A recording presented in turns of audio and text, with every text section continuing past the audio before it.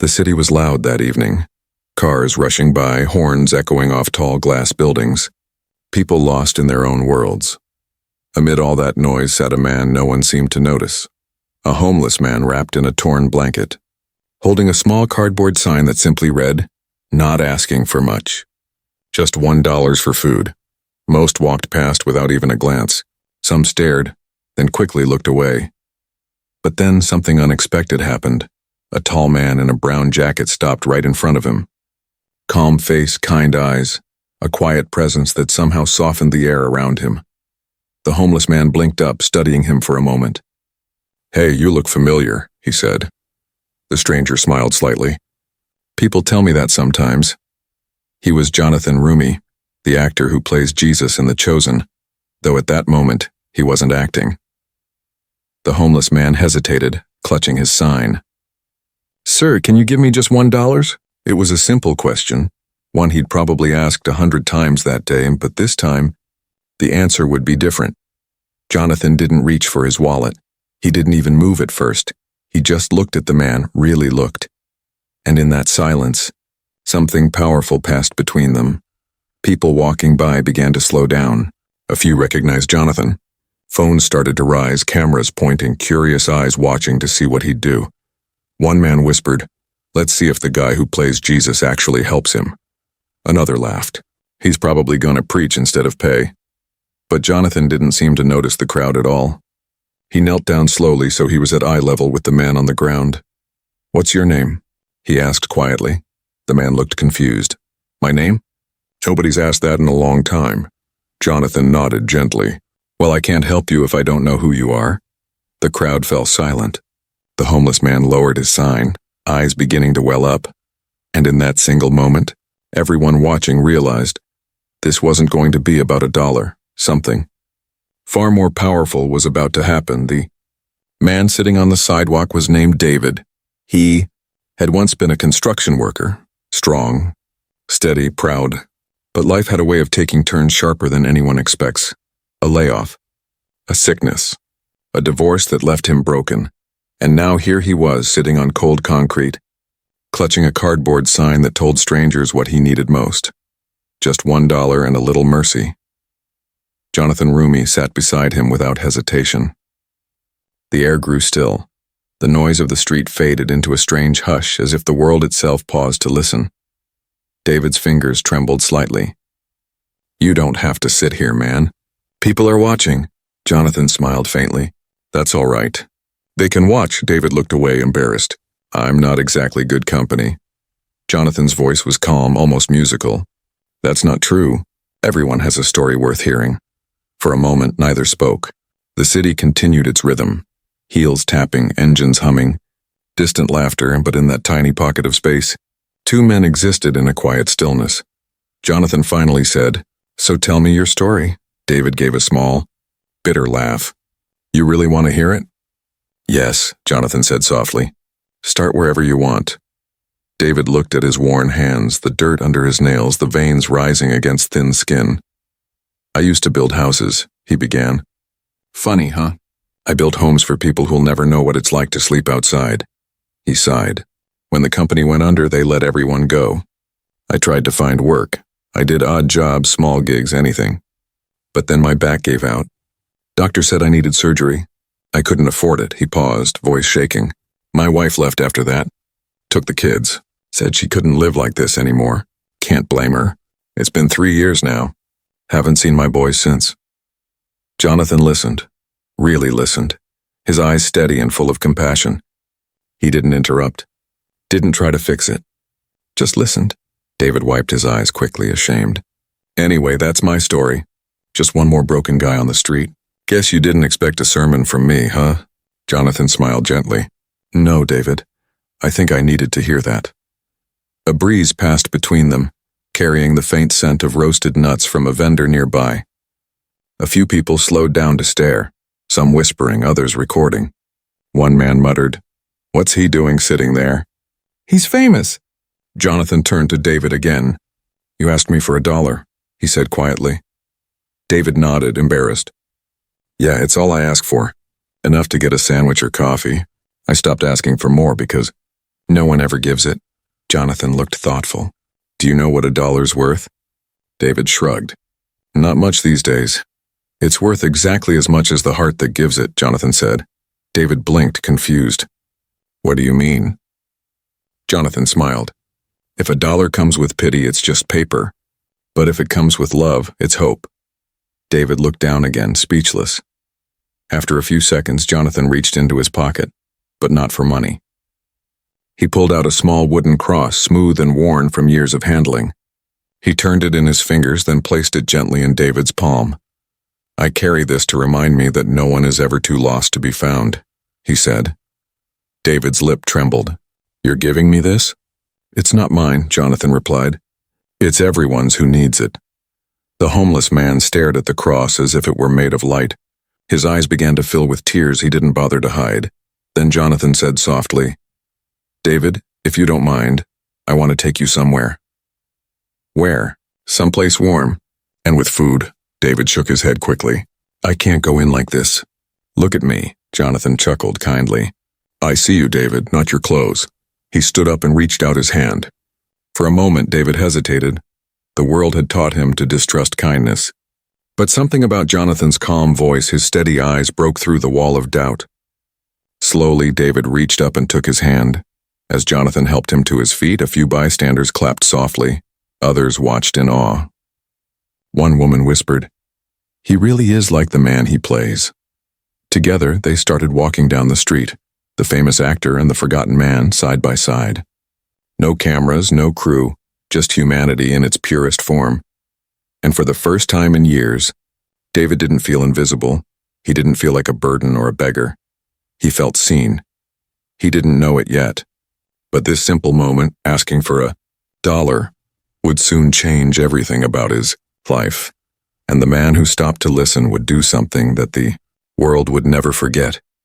They walked in silence for several minutes, through crowded streets glowing with neon, signs and exhaust smoke. David kept his head down, clutching the little wooden cross Jonathan had given him. He didn't say much, only stole glances at this man beside him, trying to make sense of what was happening. Finally, they stopped at a small diner tucked between two larger buildings, the kind of place most people overlook. The sign above the door flickered. Mary's Kitchen, open late. Jonathan pushed open the door and a bell jingled softly. Warm air and the smell of coffee drifted out. The waitress looked up and blinked in surprise. Wait, are you? Jonathan smiled politely. Just hungry, he said. He gestured to a booth in the corner. Come on, David, let's sit. David hesitated. They're gonna kick me out. Happens all the time. Jonathan looked at him, steady and calm. Not tonight. They slid into the booth. The waitress approached with a notepad, still starstruck. What can I get you, Mr. Roumie? She asked softly. Jonathan looked at David. What do you feel like eating? David shook his head. A coffee's fine, Jonathan smiled. Get him the biggest breakfast you've got. Pancakes, eggs, everything. And coffee. Extra hot. The waitress nodded and hurried away, still whispering Jonathan's name under her breath. David stared at the table, uncomfortable. You didn't have to do that. I just wanted $1. Jonathan folded his hands. I know, but maybe you needed more than $1. David frowned. What do you mean? Jonathan leaned back. Sometimes people ask for what they think they deserve, not what they need. You asked for $1, but I think you needed someone to remind you that you still matter. David blinked, unsure how to respond. His throat tightened. You talk like you believe that. I don't just believe it, Jonathan said. I've seen it. The waitress returned, placing 2 steaming plates in front of them. David stared at his eggs, bacon, pancakes stacked high, syrup glistening in the light. He whispered, It's been years since I had a real meal. Jonathan smiled. Then let's fix that. David began to eat slowly, almost reverently. People in the diner started noticing. Some recognized Jonathan, whispering and pointing their phones. A few began recording quietly, drawn in by the sight of the actor sharing a meal with a homeless man. One man at the counter muttered, It's probably a publicity stunt. Another woman replied, No cameras, no crew. He's alone. This looks real. Jonathan ignored the murmurs. His focus never left David. After a while, David set down his fork. Why are you really doing this? he asked. Jonathan tilted his head. Why does anyone do anything good? David laughed bitterly. For attention, usually. For likes. For guilt. Jonathan's eyes softened. Not for me. I do it because love isn't real unless you give it away. David looked down, silent. Jonathan continued. You know, when I play Jesus on screen, people expect me to be perfect. But I'm just a man, same as you. The only difference is I have a platform. And I believe if you're given light, you shouldn't hide it under a basket. David stared at him. You really live what you preach, huh? Jonathan chuckled. I try. I fail a lot. But I try. For the first time in years, David smiled. A small, fragile smile that carried both pain and hope. Just then, the door opened. A gust of cold wind swept through as two young men walked in. They looked rough, tired, maybe drunk. One pointed at Jonathan. Yo, that's the guy from The Chosen. They laughed and stumbled closer. Hey, preacher man, you giving out money too? I could use a blessing. The diner went tense. The waitress froze. David lowered his head. Jonathan looked up calmly. You hungry? One of the men sneered. Nah, man, I'm just joking. Jonathan nodded. Then maybe you should let those who are eat in peace. The men exchanged a glance. Something in Jonathan's tone, not angry, not mocking, but firm, made them back away. They muttered something under their breath and left. The diner exhaled. The waitress whispered, You handled that like a saint. Jonathan smiled faintly. Just another day trying to stay calm. David stared at him, shaken. How do you do that? Stay so patient? Jonathan thought for a moment. Patience isn't something you learn. It's something you choose, especially when it's hardest. David nodded slowly. I wish I could be like that. You can, Jonathan said softly. It starts with forgiving yourself. David's eyes welled up again. For what? For surviving, Jonathan said. You've carried guilt that isn't yours. It's time to set it down. A tear slipped down David's cheek. He tried to speak, but words failed. Jonathan reached into his jacket pocket and pulled out an envelope. He placed it gently on the table. What's this? David asked. Jonathan smiled. It's not $1. Open it. David hesitated, then tore it open. Inside was a handwritten note and a folded piece of paper. He unfolded it and froze. It was a job offer signed with a small advance payment attached. His voice cracked. You're giving me a job? Jonathan nodded. Everyone deserves a second chance. You said you used to build things. I know a production set that needs someone like you. David couldn't speak. He covered his face with his hands and began to sob quietly. The diner fell silent again. Every pair of eyes on them, every heart moved. Jonathan placed a hand on his shoulder. You asked for $1, David, but your life is worth far more than that. For several long seconds, the diner was completely silent. Forks hovered above plates. Coffee cups sat untouched. The hum of the refrigerator and the faint buzz of the neon sign outside were the only sounds in the air. David sat with his head in his hands, shoulders shaking. He wasn't crying out of sadness. It was disbelief, gratitude, and something deeper that he hadn't felt in years. Worth. Jonathan didn't say anything. He simply waited, a quiet smile on his face, letting the moment breathe. The waitress, and the woman in her 50s named Marie, stepped closer, her eyes glistening. Sir, she whispered to Jonathan, what you just did? I've worked here 20 years. I've never seen anyone treat him like a person before. Jonathan nodded. That's the problem. He is a person. Marie looked at David. Hey, honey, she said softly. Would you like some more coffee? David sniffled and nodded. Yes, please. Thank you. She poured his cup full, her hands trembling a little. You take all the time you need. Around them, whispers began to ripple. That's the actor from The Chosen, right? Yeah, that's him. He just gave that homeless guy a job. Wait, are you serious? Look, someone recorded it. A young woman by the window had her phone out, quietly filming. She wasn't trying to go viral. She just couldn't believe what she was witnessing. In a world filled with empty talk, here was a man living his words. David wiped his eyes and looked at Jonathan. Why me? He asked softly. There are 100 guys out there just like me. Why'd you stop for me? Jonathan smiled. Because you were the one in front of me. That answer hit David harder than anything else that night. No sermon, no speech, and just truth. He shook his head slowly. You don't understand. I stopped believing in good people a long time ago. Jonathan leaned forward. Then maybe it's time to start again. At that moment, a small boy from another booth tugged on his mother's sleeve and whispered, "Mom, that's Jesus." Everyone nearby chuckled softly. Jonathan turned to the boy, grinning. "No, buddy, I just play him on TV. The real one's the reason I'm here." The boy smiled, shy but wide-eyed. "You're nice like him." Jonathan laughed gently. "I try." David couldn't help but laugh too, a sound that startled even him. For the first time in years, it didn't sound bitter. It sounded alive. Outside, night had fallen fully. The city lights reflected in the diner window, streaks of gold and red and silver, blurring into something almost heavenly. Jonathan glanced around. "You see all these people, David? Every one of them is fighting a battle you can't see. Some hide it behind suits, some behind screens. You just don't have a place to hide it, that's the only difference." David nodded slowly. "You talk like you know what pain feels like." Jonathan looked down at his cup. "I do, everyone does. Pain is what makes us human. But grace is what keeps us going." Marie returned with a small paper bag. "Here," she said. "A sandwich and coffee for later." "On the house?" David looked up, surprised. "You don't have to." "I want to," she interrupted gently. "You reminded me I still can." As David took the bag, a small round of applause started at the back of the diner. One by one, people began clapping. Not for fame, not for a show, but for what they had just witnessed. Real kindness. Jonathan smiled humbly and nodded his thanks. David sat frozen, overwhelmed, unable to process how strangers were suddenly cheering for him, a man they used to avoid.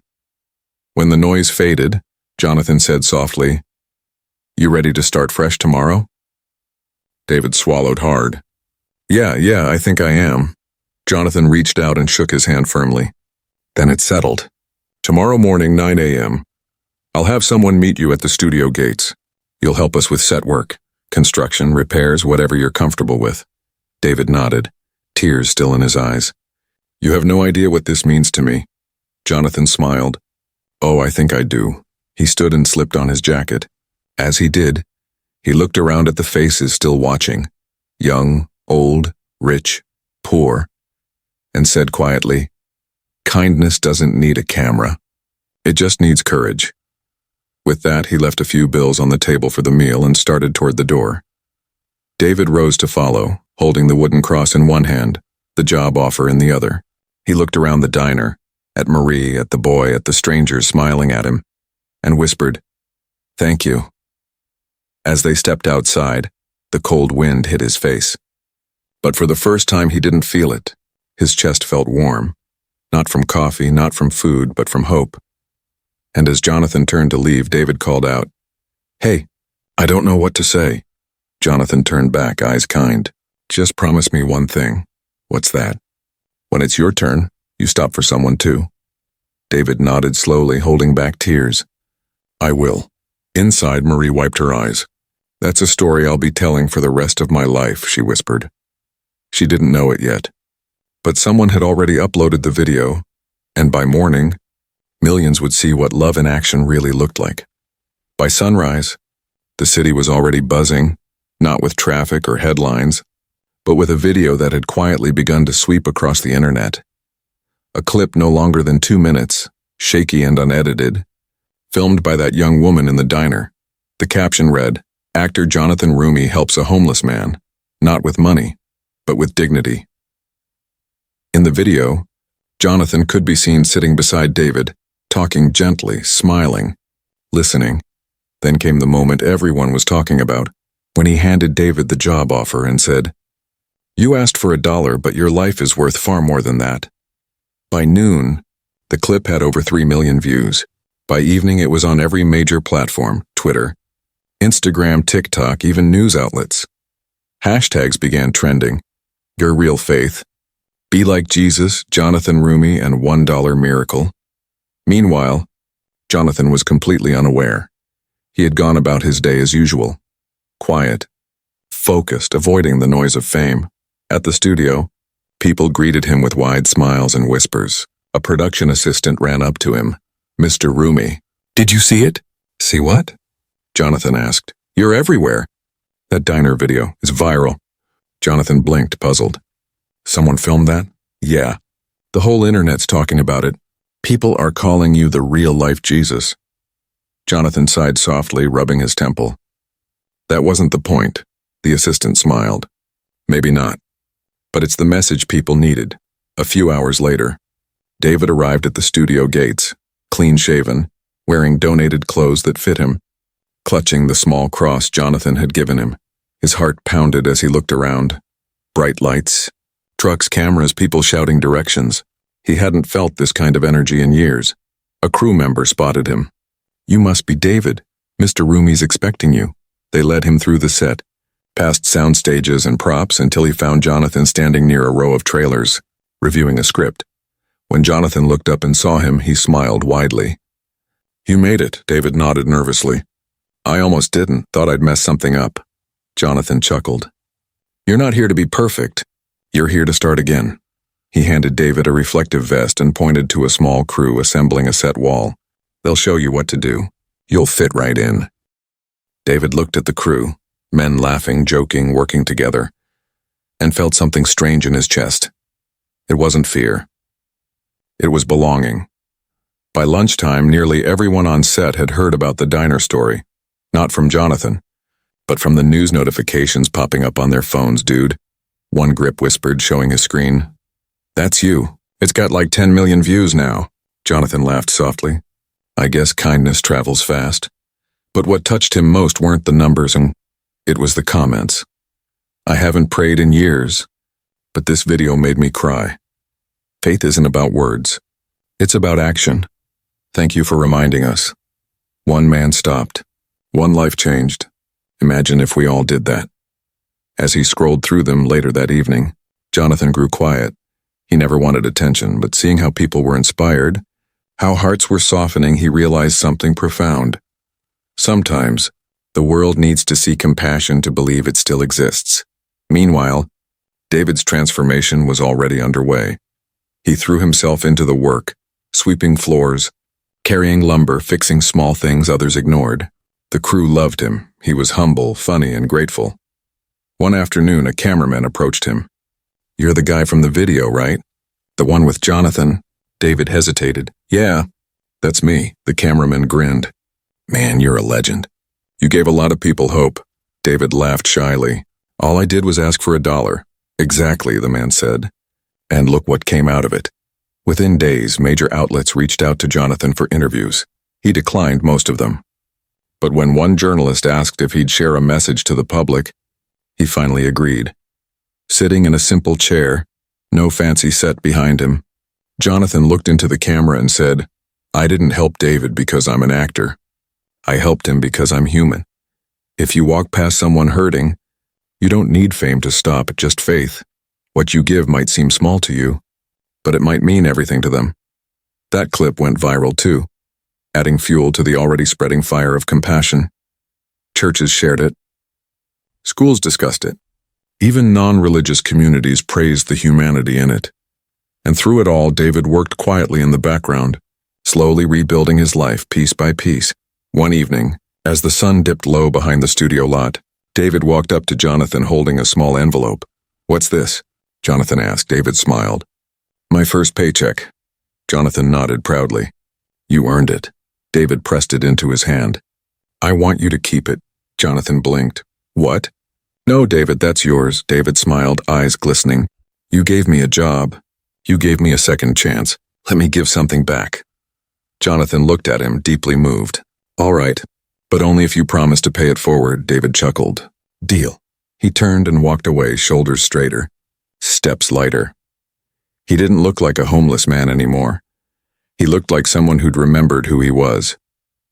That night, Jonathan checked his phone one last time. The video had passed 20 million views, but what made him smile wasn't the fame. It was a single new comment pinned at the top. I saw this story while I was on the edge of giving up. Now I'm still here. Thank you, Jonathan. Thank you, David. He turned off the screen, whispered a quiet prayer, and smiled. Because what started as one man asking for $1 had become something priceless. A movement reminding the world that kindness still has power. 3 weeks later, Los Angeles felt different to David. It wasn't that the streets had changed. The same buses still roared past. The same crowds hurried along the sidewalks, but he had changed. He walked with purpose now. Every morning he showed up at the studio early before the others arrived, sweeping the lot, tightening bolts, fixing sets. He wore a clean uniform with his name embroidered on it, David. And every time he caught sight of it, he smiled. He still kept that small wooden cross in his pocket. Some days when things felt heavy, he'd take it out, turn it over in his hands, and remember that night at Mary's diner, the smell of coffee, the warmth of food, and the look in Jonathan's eyes when he said, "You're not here to be perfect. You're here to start again." That sentence had become David's compass. Meanwhile, the story hadn't stopped spreading. The video had now passed 50 million views across all platforms. Celebrities, pastors, teachers, even politicians had shared it, not to debate it, but to remind people what compassion really looked like. News anchors called it the $1 miracle. Schools used it as a lesson in empathy. Churches replayed it before sermons. But for Jonathan, life carried on quietly. He didn't talk about the video. He didn't capitalize on it. He simply kept working, both on screen and off, with the same humility he'd shown in that diner. When reporters asked for follow-ups, he always said the same thing. "If the story changed you, that's enough. Don't thank me. Go find your own David." One afternoon, as filming wrapped for the day, David approached Jonathan holding a paper bag. "Brought you lunch," he said with a grin. Jonathan chuckled. "You're feeding me now?" "Hey," David said, "you started this whole second chance thing. Least I can do is keep you fueled." They sat together on a bench near the set, just two men eating sandwiches under the California sun. David looked thoughtful. "You know, I keep thinking about that night. All I asked for was $1. You could have just handed me one and walked away." Jonathan nodded. "Most people would have." "Yeah," David said quietly. "But you didn't. Why?" Jonathan smiled softly. "Because I saw someone who reminded me of me. I've had my own broken seasons. Everyone does. Sometimes you don't need a miracle, just someone to stop long enough to see you." David was quiet for a long moment. Then he said, "You did more than see me. You helped me see myself again." Jonathan's eyes softened. "You did the hard part, David. You said yes to hope." That weekend, the studio held a small charity event, a fundraiser for homeless outreach programs in LA. David volunteered to help organize it, setting up chairs and tables. He wore a simple name tag that said volunteer. Halfway through the evening, the event director approached him. "We're short one speaker. Would you be willing to share your story?" David froze. "Me? No way. I'm not good at that stuff." The director smiled. "People need to hear from someone who's lived it." "You'll be fine." Jonathan overheard and nodded encouragingly. "Go on, David. You've got something powerful to say." So David took a deep breath, walked to the small stage, and faced the crowd. His hands trembled as he gripped the microphone. I don't really do speeches," he began, awkwardly smiling. A few people chuckled softly, easing his nerves. "My name's David. A few weeks ago I was living on the street. One night I asked a stranger for $1. The crowd leaned in. That stranger sat down next to me instead. He didn't give me money. He gave me something I didn't know I'd lost, my dignity. That night I stopped feeling invisible." He paused, swallowing emotion. "I'm standing here because someone chose to care when it wasn't convenient. And I just want to say, if you ever walk past someone who looks like me, don't just walk past, stop. Even if it's just to ask their name. That small moment might save their life." When he finished, the entire room rose to their feet. Applause thundered through the hall, some people wiping tears from their eyes. Jonathan stood at the back, clapping the loudest. After the event, a woman approached David. "My brother's been struggling. He's been homeless too. You gave me hope tonight." David smiled gently. "Then maybe go give him $1 or something better." Jonathan joined them, placing a hand on David's shoulder. "Looks like you're doing what we talked about." David laughed. "Yes, paying it forward." Weeks later, Jonathan visited Mary's diner again. When he walked in, Marie, the waitress, gasped. "You came back." Jonathan smiled. "I owed you a thank you. You showed kindness that night too." She poured him a coffee. "I still get people coming in asking if this is the diner. I tell them, yep, This is where the miracle started. Jonathan chuckled. It wasn't a miracle, Marie, it was just love. Marie nodded slowly. Well, maybe those are the same thing. He left a generous tip, thanked her again, and stepped outside into the golden evening light.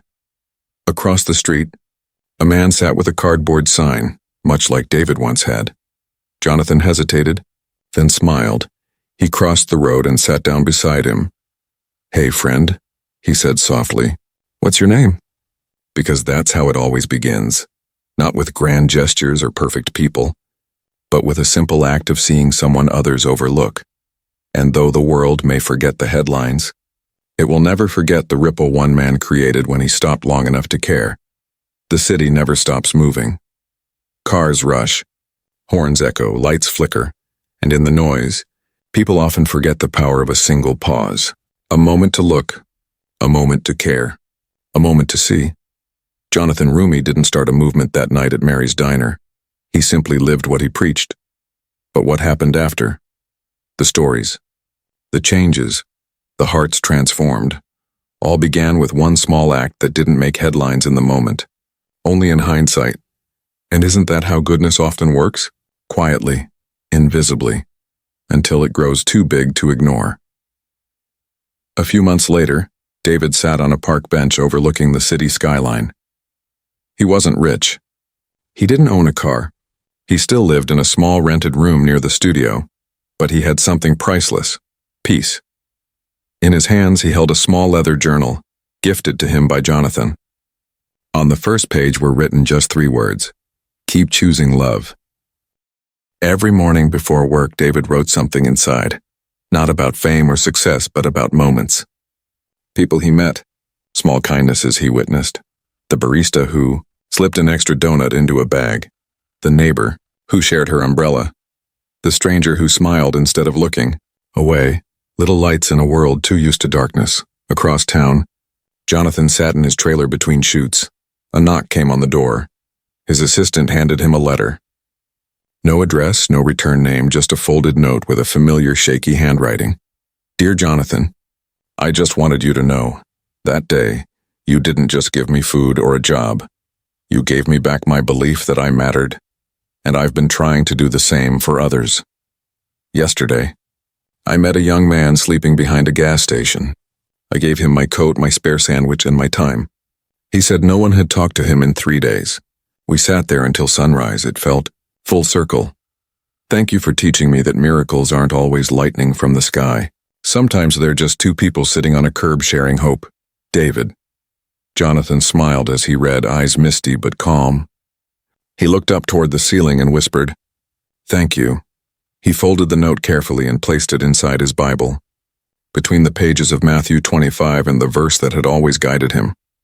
"Whatever you did for one of the least of these brothers and sisters of mine, you did for me."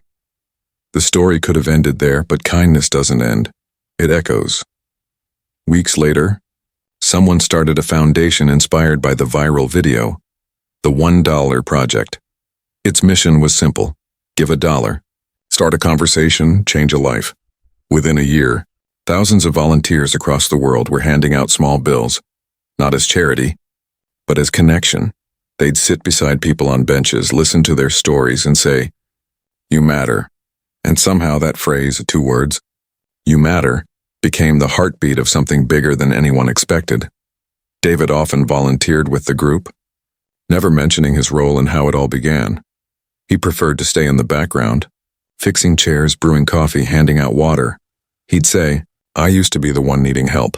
Now I just make sure no one feels forgotten." And every once in a while, people would recognize him from the video. "Hey, aren't you the guy who asked for $1? He'd smile and nod. "Yeah, best question I ever asked." One rainy evening as he walked home, David saw a teenager sitting by a bus stop, drenched and shivering. Without thinking, he took off his jacket and draped it over the boy's shoulders. The kid looked up, startled. "Why are you helping me?" David smiled softly. "Because someone helped me once." "Did it change your life?" the boy asked. David looked out at the rain, eyes distant. "It became my life." The boy smiled, and for a brief moment, the world seemed to slow down, as if heaven itself had paused to watch. That's the thing about genuine kindness. you never really see where it ends. Because it doesn't. It moves through people like light through glass and changing shape. Changing color but never fading. Jonathan Roumie didn't change the world that night with money. He changed it by seeing someone who felt unseen. By sitting, instead of walking away. By listening instead of judging. By loving instead of preaching. And that one act, a conversation over coffee, became a modern parable. A reminder that every day, we pass dozens of silent cries for help disguised as people. And every time we stop to listen, the world becomes a little more like the one we all pray for. So if you're hearing this story today, maybe it's not by accident. Maybe it's your turn to slow down. Your turn to look up from your phone. Your turn to ask someone's name instead of avoiding their eyes, because love isn't a sermon and it's a choice, and compassion isn't a performance, it's a habit in every act. No matter how small, plants a seed, a smile, a meal, a single dollar. And one day those seeds grow into forests of hope. As the camera fades out, we see Jonathan walking down the same street where it all began, passing the diner, the lights glowing softly in the window.